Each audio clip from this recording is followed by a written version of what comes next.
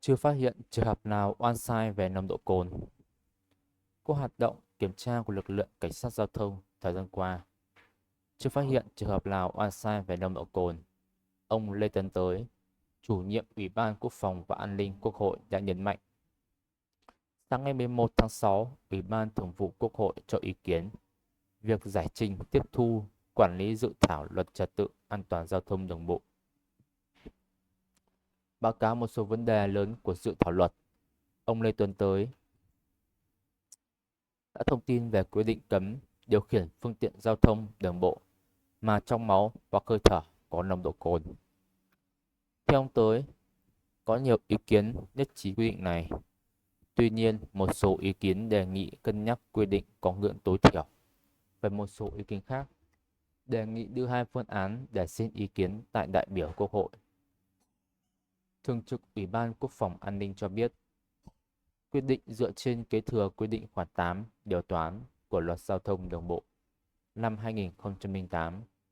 thống nhất với quyết định tại khoản 6 điều 5 của Luật Quốc phòng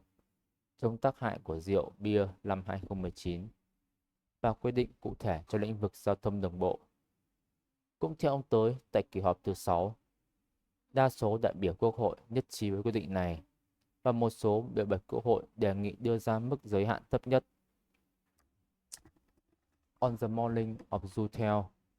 the National Assembly Standing Committee gets the opinion on the explanation, reception and the revision of the law the road traffic safely and the order, reporting on some major effects of the law,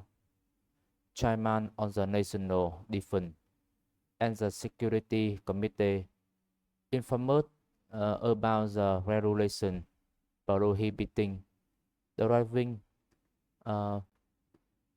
participating in road traffic abuse.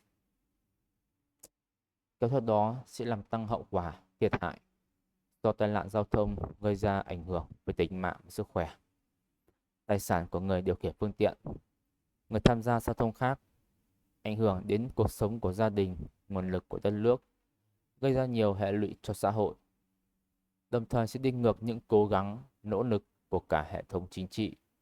gây lãng phí công sức, tiền bạc của nhà nước và nhân dân